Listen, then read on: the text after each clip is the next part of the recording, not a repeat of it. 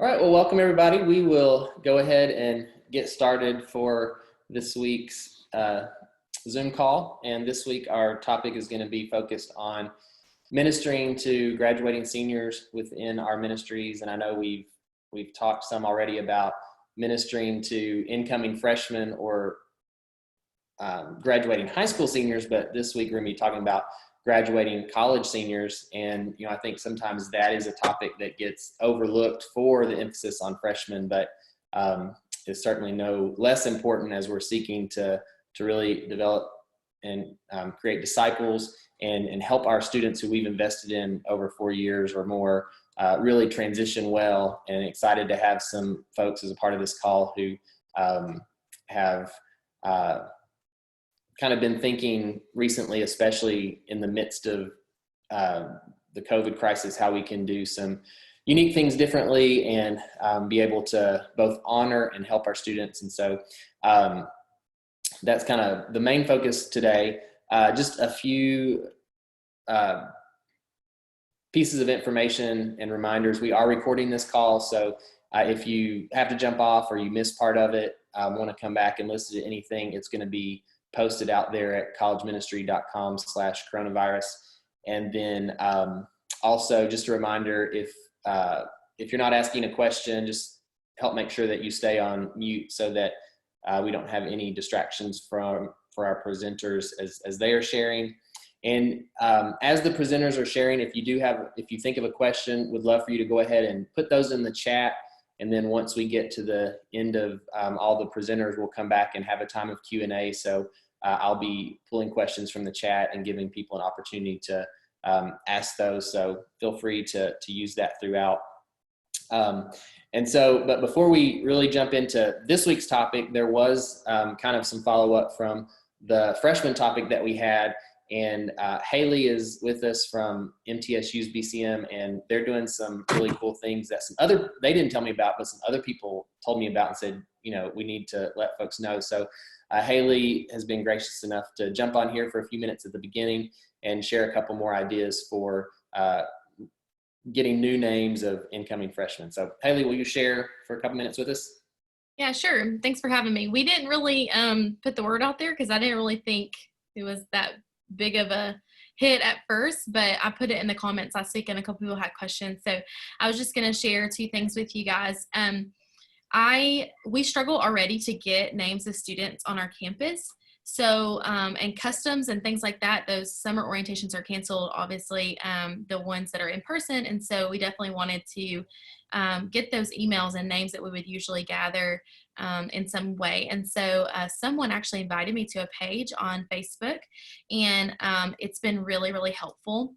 And so I was going to share that with you guys.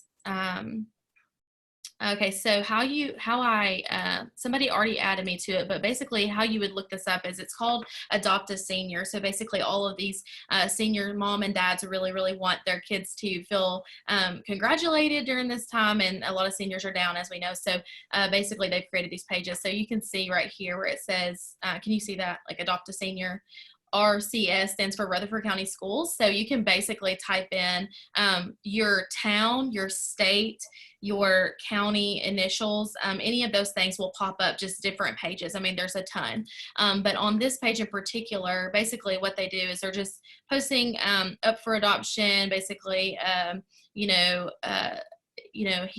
a graduate from Stewart's Creek and he plans to attend Tennessee Tech.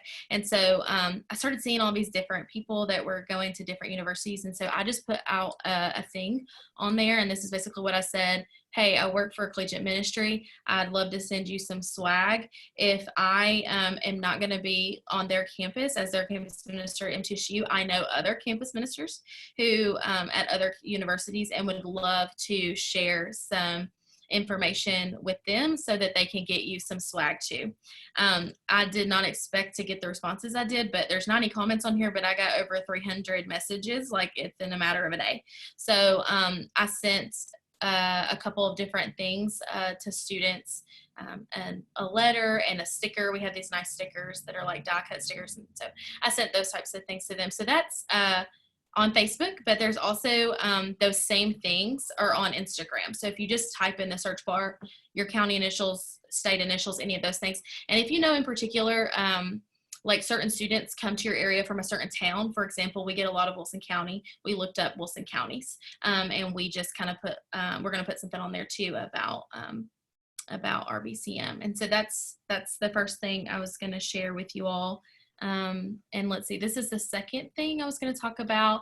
As a state, we have kind of decided that it's just a little easier to collect names of freshmen and stuff together. And so I know that several of you guys are already doing this already, but I thought it would be good to share just in case you haven't. This is kind of a promo piece that we've, that we've put together. As a state, pull that up. Oops, I don't have it up. Oh, okay. This is the, that's not the promo piece. Sorry about that. It's a PDF. Okay. Well, it's not coming up. That's so sad. Let's see if I can do it this way. Please don't judge my desktop. It's really bad. Oh, there we go. Okay. So that's the promo piece. If you can see that, it's just a little postcard that we sent out to all the youth pastors, WMU leaders, and different people like that we have contact with. And then it takes them, gives them a link to a website, which is just our convention website. And basically it will give them just a little easy thing to fill out to help us reach out to their students. Let's see. That's what that looks like. And so it'll be combined into like a little document, and then we'll all kind of get just from our different universities which students are coming to our university. So that's really all I had to share. I don't know if that's useful to some of you guys. I hope it is, but it's been really, really cool to see some of the responses from both of these things. So yeah. Great. Well, thanks, Haley. I think definitely, who maybe would have thought that parents and others are already doing a lot of this work for us out there on Facebook, and we can just piggyback on some of what they're already doing by kind of just doing a couple of easy searches. And then, I love that idea if either as a state convention or other maybe churches that you may partner with, if there's a way to kind of band together and do some of this together that helps everybody, that's awesome. Another great idea. And I think if, there's several Tennessee people on this call, so especially if you're interested in kind of that last thing that she talked about where they've built a website and are trying to get word out to get names together, any of them would be willing to help. And Ginger, I see your question about the brochure card. I'll try to get a copy of that. Haley, I don't know if you can email it to me, the PDF, and then I'll add that PDF to there's a resource tab on collegeministry.com/coronavirus that's going to have some stuff that Erica's talking about as well. But there's a folder on there that I can put all of these things in, and we'll try to have that available for you. All right. Well, thank you again, Haley, so much for sharing. And now we'll go ahead and transition and jump more into talking about how we honor and help our seniors during this time. And so first up, I'm going to ask Mitch Tidwell to share. Mitch leads college ministry for the SBTC convention in Texas. And he's networked with a lot of college ministry leaders during this time and kind of talked about this question already, and has already done some of the thinking for us. And he wrote a blog post, I know, that I'll put over in the chat. But Mitch, would love for you to share just some of what you've been learning and hearing, and some ideas that you've had along the way. Yeah, thanks, Bill. Appreciate you allowing me to jump on with you guys today. I like to think of anything I provide as just a collective voice of the practitioners, especially here in Texas. But during this season, I've been able to network and talk to folks from all around the nation. We did Roundup Week just a few weeks ago. We had to cancel our May event, so we just said, let's put it online. And really, in a matter of about a week, we put it together, and had about a week and a half to promote it. But had a really great turnout and got a lot of information from folks. And so I kind of just put together, tried to just synthesize all the information that I was getting. What were ministries doing? How were they planning on caring for their seniors as they get ready to leave this, actually here soon. In fact, we had the seniors in my church just took their finals this week and they're done. Probably one of the biggest things that I saw, and if you'll read the post, it's all there, but was that I noticed that there was a lot of ministries were increasing their frequency of communication with their students. And so I think rather than just sticking to, hey, we do a Sunday morning or we just do a big week, it was trying to find ways to create a more consistent, more higher frequency of communication during the week, whether that was with devos, whether it was with phone calls or text messages or something like that. But that was a big deal that I've noticed from a lot, and I think probably some of you have experienced. I know we have in my local church. I attend Travis Avenue Baptist Church in downtown Fort Worth. But I feel like as the semester has gone on, the students have really become a little bit less interested and really, and I don't know if it's really because of I think there's Zoom fatigue and those kind of things, but honestly I think it's really just a little bit just bummed, honestly, and just a little bit depressed. In fact, we had one of our seniors who's a guy I've invested in. Just to give you a little bit of background, so I was the college minister at Travis Avenue for 14 months and then handed those reins over in December of 2019. And so I've just been in a support role now, but there's a senior guy I've been walking with this year, and he's one of our leaders in the last 2 weeks, or last two of our group meetings. He just bounced, which is completely uncharacteristic for him. And so we just had a one-on-one, and he just flat out was like, man, I'm just depressed, dude. Like, this is not the same. This is not how I expected the end of the year.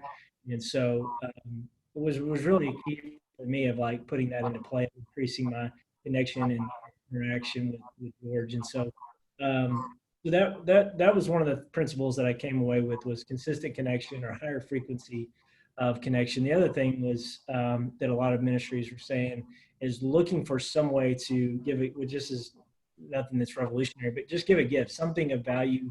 It doesn't have to be monetary, just monetarily valuable, but just even if it's something that's written, something that's made, something that shows that, hey, we as a ministry, we care for you, and that we want you to know that we care for you. And so a couple of books, Erica's in here. That's a big book that we give away. In fact, we gave that away last year to our seniors that graduated, and they said, you should have gave us the book in January, not in the spring. So you should have gave me this earlier. Because we had a young lady that really had a tough time in her transition, and I know, Erica, your book was deeply impactful and helpful for her, so thank you for that. But I put Erica's book, of course, J.D. Greer's Getting by Losing. One book that I found super helpful is it's 90 days. The first 90 days, helping students think through it, helping them transition not only from college to whatever they're going to do post-college, but once they do get in that job post-college, how do they make that transition? It's not a Christian book, but it helps them kind of get a leg up in the business place. And then the third thing that kind of came out of that was assessing their experience within the ministry, not letting them leave without letting them have a voice. And so I saw numerous ministries were doing almost like an exit interview type of thing, where they were just asking questions to assess the ministry, how well the ministry invested in them, how well they were cared for, discipled, feel equipped post-college, those kind of things. And even in that blog post, I put together a sample exit interview that I actually sent our seniors this year in our ministry. And then, asking questions in there to then build a bridge, because I think that's one of the things that I've seen is not all the time that as seniors are graduating is there really a helpful bridge to know what's next. Honestly, we made a big mistake in our ministry last year in my local church, is that the bridge, it was just after you graduate, just kind of, hey, we love you, good luck, and that was about it. And we had a young lady that really had a difficult time, and so we want to make sure that this year that we created a great bridge we have a couple of our seniors, leaders this who, they went through the exit interview. In fact, I had one in my house last night. We cooked dinner. We just had him. We just wanted to talk to him alone and just give him some one-on-one time and just get to love on him and just talk about what's next. But we have him and then another guy that they're actually going to stick around in Fort Worth. And so the bridge for them is they're going to go through part of our summer discipleship program. And that's going to, our hope, we'll see, you know how that goes, is that once they do that in the summer, that can actually just launch into a young adult community group in our church for the fall. And it's really a seamless transition. We'll see how it goes. But those are kind of the three big things: was a higher frequency of connection with seniors, was offering a gift, something of value, and then assess their experience and build a bridge to whatever is next. And so that's pretty much what I felt like I heard from ministries. And so far, those are the things that we've done in our personal ministry at Travis, and it seems to have gone pretty well. And I think it allows the seniors to see a vision beyond the college ministry. So of course, we only have two graduating seniors this year, and they're both sticking around, so it made it fairly easier. I know a lot of you guys, you got folks that are going all over the place, so it's a little bit more difficult. But in fact, I talked to Mitchell from Austin Stone, and one of the things that they do is, and I put this in the blog post, is they say, hey, where are you going? What are you going to do? And the church helps them do some research to figure out good local churches in those areas to help them get plugged in. And so that's a way that they've helped kind of to build that bridge in the next phase of life. Awesome. Well, thanks, Mitch, for sharing that. That blog post that he mentioned is posted over there in the chat, along with Erica's book is After College up at the top, and then some of the other ones that he mentioned are there as well. And you beat me to it. I was about to ask if within your Texas network, if there were any things that you all were specifically doing to help specifically make that transition for students that weren't sticking around and moving other places, to help them get plugged into churches wherever they're going. And so you touched on that a little bit. So thanks so much for sharing. Up next, we wanted to have Stephen Blaney is going to share. He's the college pastor at Calvary Baptist Church in Ruston, Louisiana. And I noticed Stephen's group has been doing some cool stuff on social media to honor their seniors. So Stephen, just want to give you a chance to share a little bit about what you guys are doing. Yeah, thanks, Bill. Thanks for having me. I'm just doing a couple things. One, I'm trying to touch base with our seniors one-on-one and kind of like what Mitch was saying, give them a voice, share with me a little bit how things are going, how things have gone. And also they're just processing not having their last quarter at Tech, and they didn't see it going this way. And so we're just walking through that with them one-on-one. That's one of the best things I could do. The second thing, what Bill's referring to is, we typically do a service where we recognize these seniors, and we talk about, it's bittersweet to say goodbye to them. It's bitter that they're leaving, but it's also sweet that we had this opportunity to send them out. But we're not getting to do that. And so we decided to just highlight them on our social media, on Instagram and Facebook. Now, I'll let you guys know, we are not great at social media. And by we, I mean me. We're just not great at it, but that's what we had at our disposal. And so we decided to utilize that. So I sent our students a form. And if you have some sort of data site that you collect information, just see if it can build a form for you. We use Church Community Builder, and I built a form and I sent it out to all the students with just very few things for them to send back to me. I also put on there that they had to send back a picture. So they uploaded a picture to the form. So they pretty much did all the information work. And once I get that back, I posted on Instagram. Originally, I was going to do it once a week and do like 1 or 2 students, but we've got about 14 or 15 graduating seniors. And so we're going to have to double up each week. And and then I put their information on Instagram and then on our Facebook page, which sounds really simple, and it is really simple. Just a quick pro tip, and all of you might know this, but I didn't know this. It's really difficult to submit a post on Instagram and have it spaced where you can read everything well. You have to have some special, you have to have another app for that. And I'm just not all about that life. So what I did figure out was you can put it in notes on your iPhone and space it the way you want it there with some sort of like brackets or something in between, and then post it to Instagram, and that might space it out better for you. And then you can go back and edit. Just a quick tip there. One thing or two things that we really have found have been good from this is one, I've asked our students, give me a highlight of your time at Calvary. And so it's almost been like this very short exit survey. I get to see what was most important to them in their 3 to 4 years here. And that's been really helpful. By the way, not one person has said my teaching, which I was I was venturing on that, and that's okay. But a lot of it has been community, fellowship with the rest of the church, things like that. So that's been really helpful for me to evaluate going forward on what we can do better and what we're doing well. And then the second thing that's been really good about that is on Facebook, our college ministry page will post, and then I'll share that, and I'll just say, hey, Calvary Baptist, show some love for these seniors.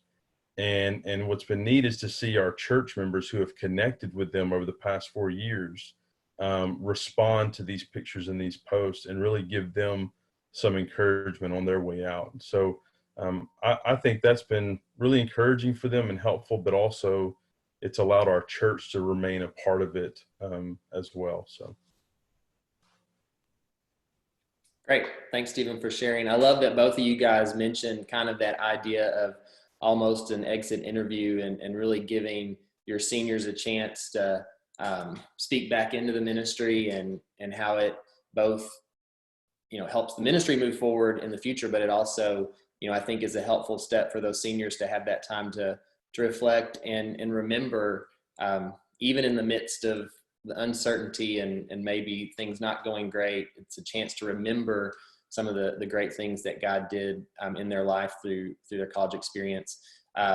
And, Stephen, as you were talking about using Instagram and, bringing your students into it, I've heard a lot of people say, not just with seniors, but they've had, a social media takeover day where students get on and share devotions and that kind of thing. And the more that ministries have done that kind of thing during this time, their engagement on social media has really gone up. So I think thinking of ways to bring students even more into your social media presence has been effective for a lot of folks during this time. So something else to maybe think about.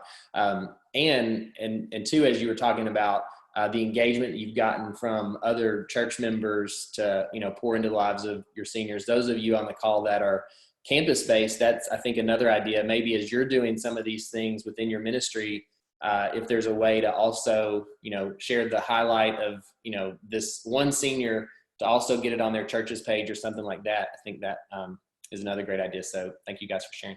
All right, next up, we've got Erica Young-Wright. She's kind of the guru for this back-end transition thing. Like I mentioned, a lot of times we hear the word transition and we think about helping incoming freshmen transition to college, but this idea of helping graduating seniors transition out well is also huge. And so I'm so glad that she's going to jump on and join us today. And so Erica, go ahead and what would you share with this group related to how we can best help seniors, especially during this time?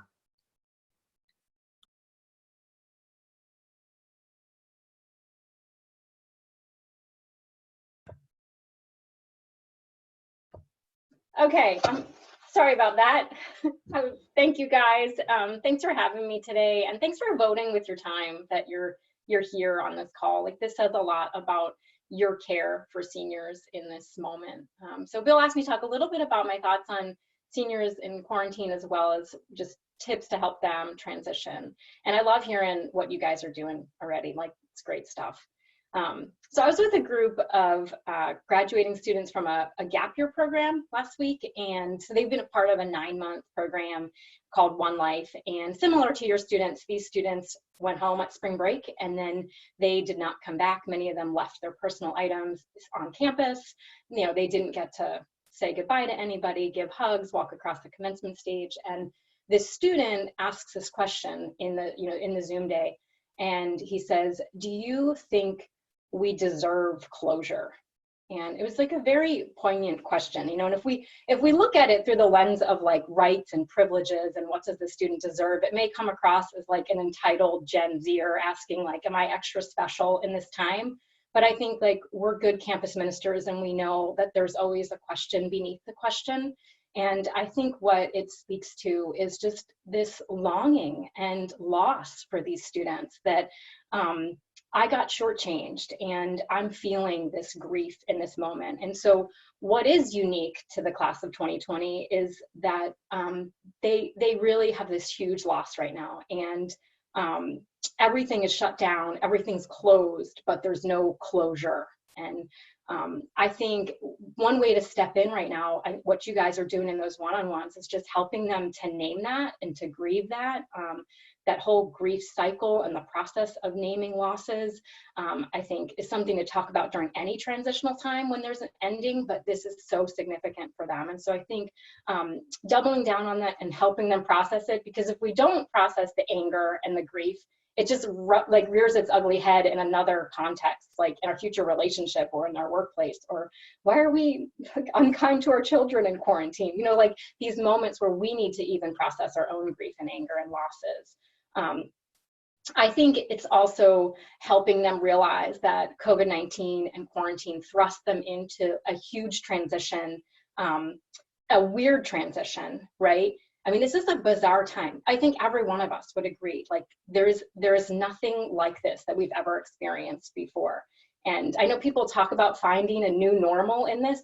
Even the dean at Penn State sent us an email today, and I liked that he put new normal in quotations. Like, I hope we never really find a normal in this. Like, this is not normal. This is bizarre, and I never want to find a new normal here.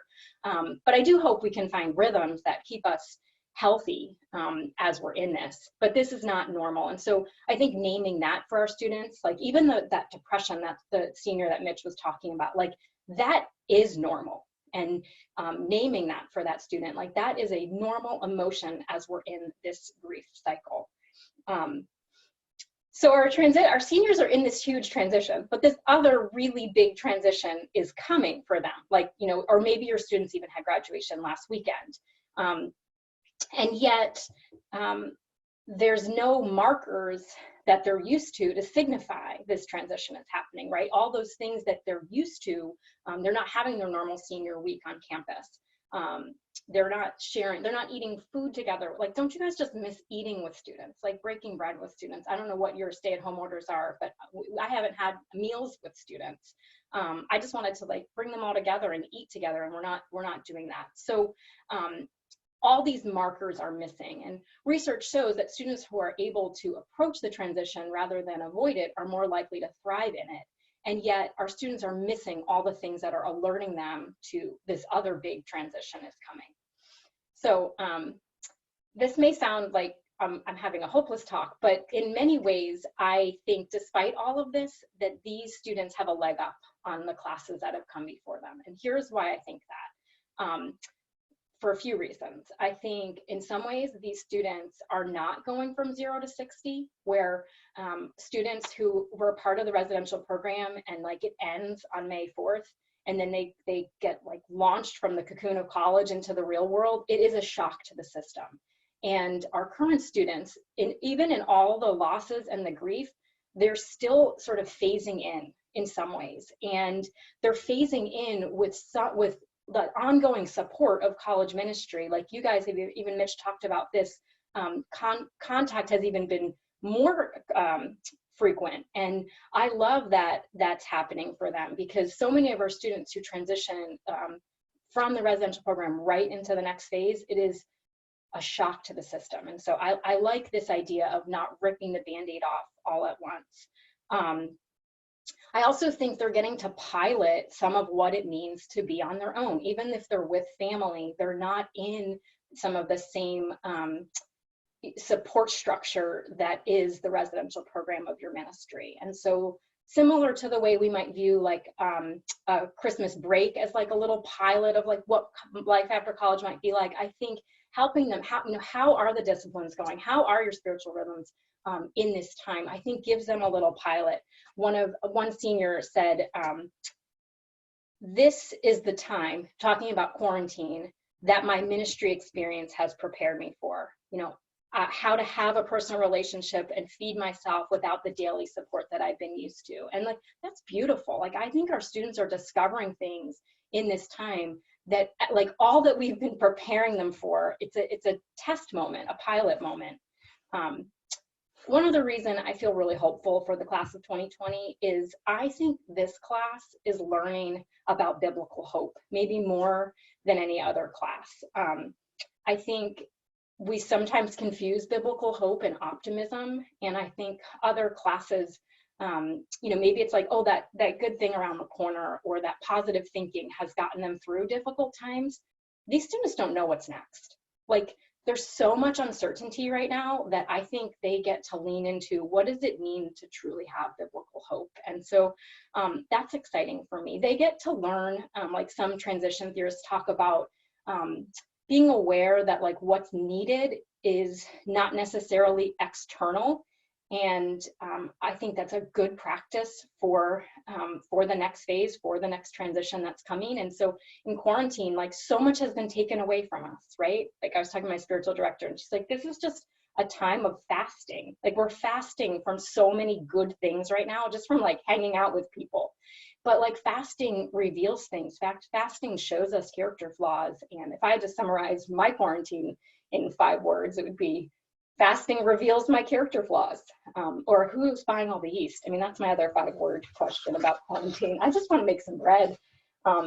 Anyway, I think that's a good question to ask your students. So how would you summarize your quarantine in 5 words? But I think they are learning that what's needed is I need to go inward and downward. I don't need a bowl of ice cream. I don't need potato chips right now. Like I need Jesus. And so there's some beautiful things that I think are happening. I think our students are growing in gratitude, in noticing small things, in understanding how to live for Jesus in exile. And that's all of life, right? Like not just quarantine. So I think if we want to help our students, we want to diagnose like what's really going on. Like we want to listen really well. Some of the good listening that Mitch has been doing with talking to all these ministries. And then we can step in with solutions that make sense. And so a few things of just stepping in right now. I did give Bill like tips for transitional times that he'll put in the resource thing. And then just a couple other ideas I have, and then I promise I'll stop and then we can do questions. But one thing that these are things I would say to seniors, but I also think it's things for us to be aware of, is just helping them mind the gap.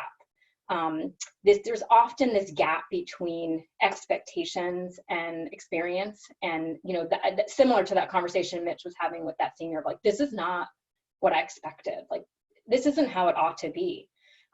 That is going to happen again and again and again, right? Like that's going to happen when they hit their job for the first time. That's going to happen when they start in a different local church, or when they start trying to find community beyond college. Like that's going to keep happening. And so helping them in that moment of how do I deal with this gap between my expectation and my reality, ministering to them there in that gap, and then helping close the gap in places where we can. And I think a lot of what we did with Senior Exit was just try to close the gap between what students expected and what their reality might be. And so I would say, if you're not doing this already, to just leverage your alums to help you close that gap. Your alums are a treasure trove of stories that can be just unwrapped in the presence of your current students to help them make sense of what to expect in the transition. And so I've been reaching out to some folks and just finding out like, what are you doing right now to help your seniors? And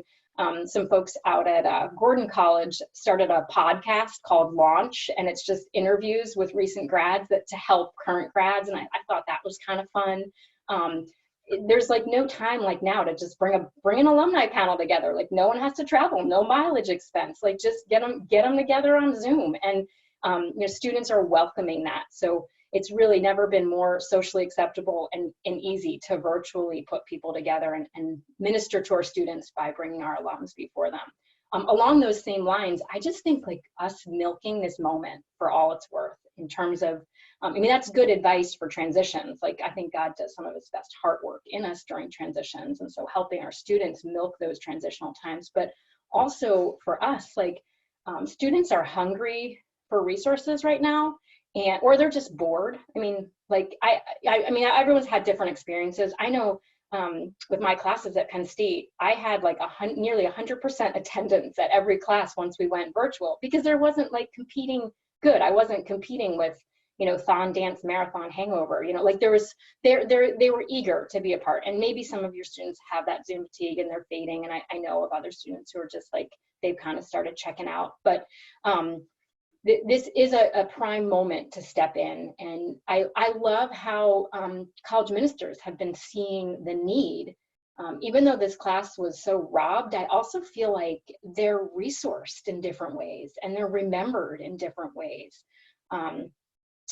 There's a college ministry group that reached out and said, could you help us with something this summer of transition? Like they want to leverage their alums as well as transition some of their seniors. And they had these goals that were kind of in the future. And they're like, the director said, this is just too good to pass up. Like this opportunity, right? Like the time is right now. And so let me be that voice that says, if you've been sitting on something and like, you're kind of nervous about getting it off the ground, just try it. Like, why not right now? I think people are just very gracious right now and forgiving of like, hey, that didn't quite go as I expected, but like now's the time to try that new thing. Folks out at Geneva College, they formed a task force that just said, we need to care about these seniors and we're gonna pull something together for them. And they put together this awesome day on Saturday, like addressing like 3 or 4 topics that are relevant to leaving. And then they're doing another one on May 16th. And so I just applaud them for saying like, this really matters. These seniors have had more resources than any other class at that college. So that's super exciting to me. I'm going to wrap this up so that we can have a moment to answer the questions. But the last thing I'll say is help them make sense of the mundane. This past week, I was talking to a group of students and sharing the story of Moses, which if you want like biblical resources, I think looking at the life of Moses, like a leader in transition as we're helping students transition. And we're particularly looking at the moment of Moses coming down off the mountain at Sinai. And he had spent 40 days and 40 nights with God. And Exodus 32, he's coming down off the mountain. And we looked at parallels between Moses's experience and these students' experience, particularly coming off of spring break, and how they were like, for many of our students, not every student, but for many of our students, college ministry is a mountaintop experience. Like we do things with them. We even program in a way that we're like taking them from one exciting thing to the next. And so for them, college ministry can sometimes really be a thin place, like a place where that veil between them and God, God feels accessible and real, and they grow spiritually. And then they hit quote unquote real world. They hit their family life. And that moment of coming down off the mountain can be really hard for them. And they may be wondering, like, is the God of the mountaintop still the God of the valley? And we have to help them make sense of God in the everyday, in the mundane. There's a Zen proverb that says, enlightenment, then laundry. Like, we need to help them take the good learning, those like on fire nights in our ministry, and apply it to like dishes and laundry and everyday interactions with their family, because that's where faithfulness takes place, and in the in-between time of the transition. And so the other resource I gave Bill was just a resource on helping students think about their relationship with their parents. If you're talking to students one-on-one, my guess is they're talking about family relationships with you right now, especially. And I've had some really hopeful conversations, some real breakthroughs, and I've also had some really hard conversations around family stuff. And so I think that's a really great place to step into with your students, is resourcing them around family relationships. So mind the gap, milk the moment, and make sense of the mundane. Those are some things you can do for your students right now. Thanks so much for having me, Bill, and I'm eager to hear your questions and thoughts. Yeah, great. Thanks, Erica. And like she said, I posted the link there in the kind of the outline for what those 3 things she talked about are in there, and then also the piece on connecting with parents, which I'm sure many of your students are experiencing some challenges there. And so a couple of great things to check out. Does anybody have any questions for Erica or the group or any of the other folks that shared? You can either type them in the chat or just jump on and take yourself off mute and ask.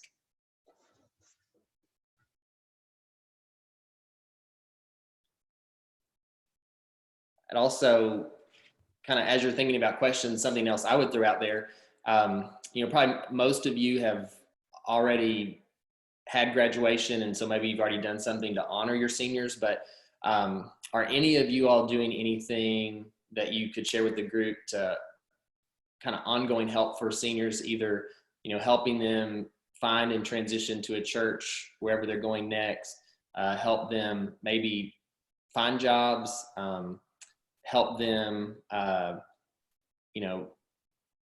be challenged to connect with ministry and think ministry, not just career, as they're moving forward? Anybody have anything that you're doing related to any of that? Hey, Bill, this is not about what we're doing with our seniors now. What Stephen shares is pretty much what we've been doing. We finished up with graduation this past Saturday, and I just want to speak really into what Erica said on the impact of these graduates. So our youngest daughter graduated, and it was a Facebook graduation ceremony. And it was tough, I think, for all of them. I saw it in her because of the fact that she had 2 older sisters, and it was a big ordeal to go to her older sister's graduations.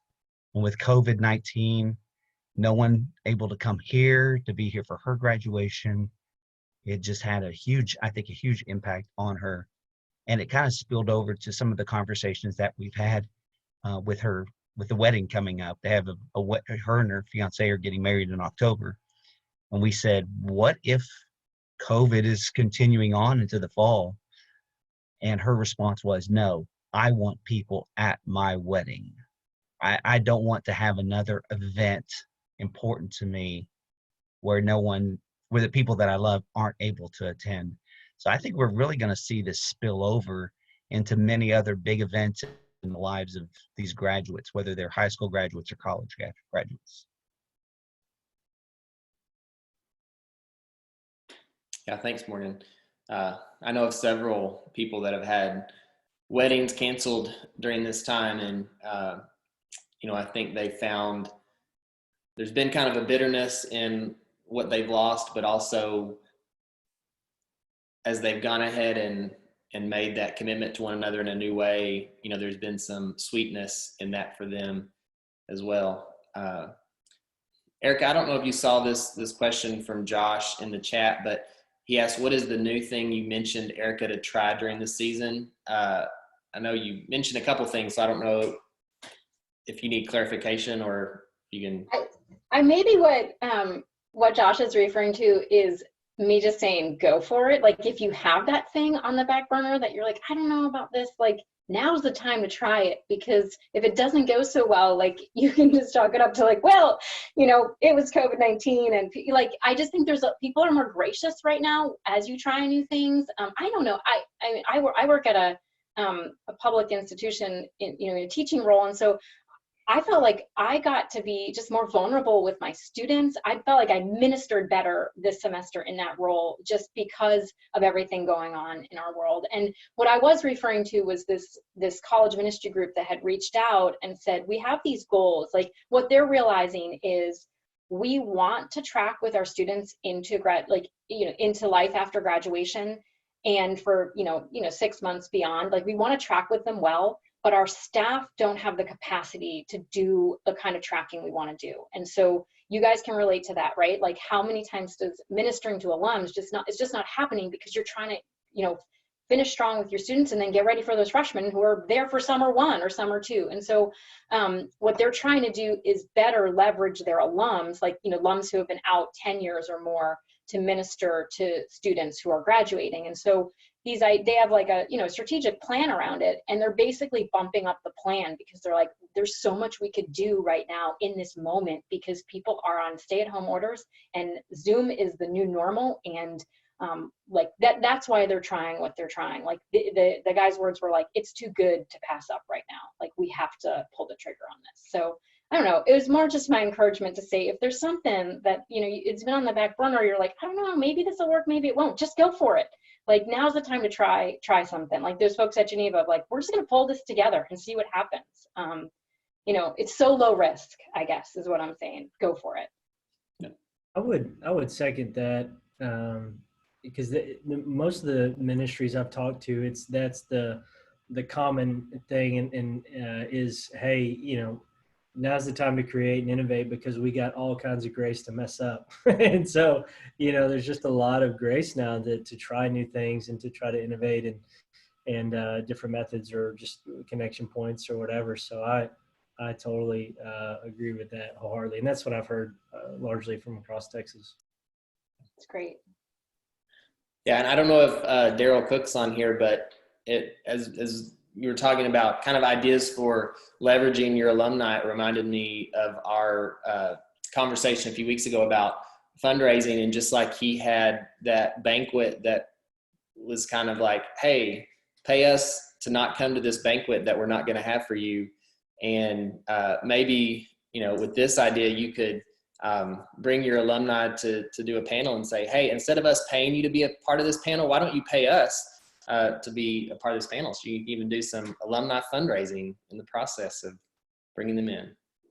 Hey, Bill, the other reason to go for it and try it now is it doesn't cost as much money to start this kind of programming. And so you can really, like you say, let it rip, because worried about our budgets, these things don't cost anything. Yeah, it's great. One other, if you think of questions, go ahead and drop them in the chat or jump in. But one other thing I thought I would open up, if any of y'all have any cool stories of maybe how seniors are leading the way in your ministries right now of creating kind of a positive culture, you know, even though maybe they're the ones most negatively affected, I just wanted to give anybody a chance to share any cool stories that they may have of how they're really seeing some seniors shine right now.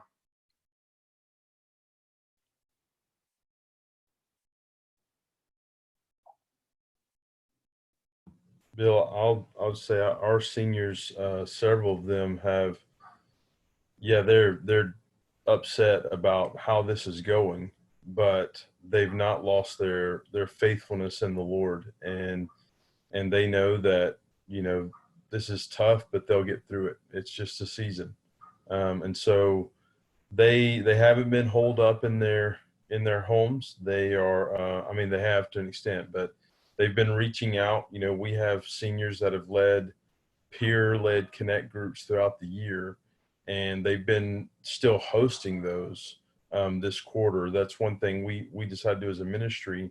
We don't need to recreate our worship gathering. We need to make sure our small groups are going, especially our peer-led small groups.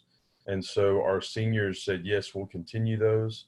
They've been reaching out to, and they've got a lot of freshmen and even a lot of students that weren't really coming to everything we were doing, coming to these online groups. And so they have not skirted their responsibilities. And a cool part of that is this past weekend, one of our seniors, her friends did a scavenger hunt birthday party for her, where she had to like get clues and drive around to people's homes, and she stopped by our home to get a gift from us. Well, one of the girls in her Connect group went back home this quarter, which is about 2 hours away. That girl drove all the way back to Ruston just to see this girl, her senior Connect group leader, for 5 minutes and wish her happy birthday.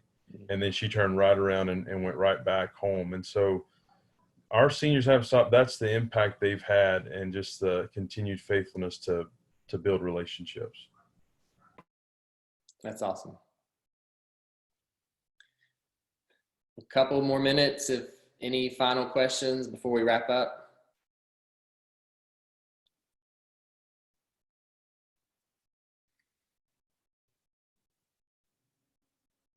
One other thing I want to make sure you saw over in the chat, Erica's website is also there, aftercollegetransition.com. So you can go there, see the book. She's got a blog with, you know, lots of ongoing posts and information, and also some information about some coaching calls and some kind of online cohorts that she does. So all that information is on there. We encourage you to check it out. I know several people in the chat have mentioned, you know, what a great resource some of her stuff has been for your ministry. So Erica, again, thanks so much for being a part of our time today.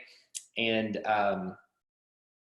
LaDonna from Indiana just also threw up a link to a prayer journal that they've used. So it might be something helpful for you all to check out. We'll go ahead and wrap up then for today, but thank you guys for joining and being a part, especially thanks to our guests, Haley, Stephen, Mitch, and Erica for sharing.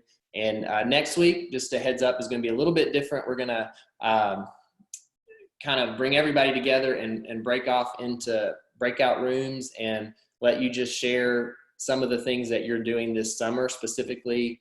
You know, it could include some of the stuff we've already talked about with, you know, how you're going to reach out to incoming freshmen, but, you know, maybe we started doing all this stuff online this semester that we've never really done much in the summer, but it's really given us some momentum and some new things to try. And so this is our new summer strategy this summer, or this is what we're doing this summer to plan for, you know, multiple scenarios in the fall.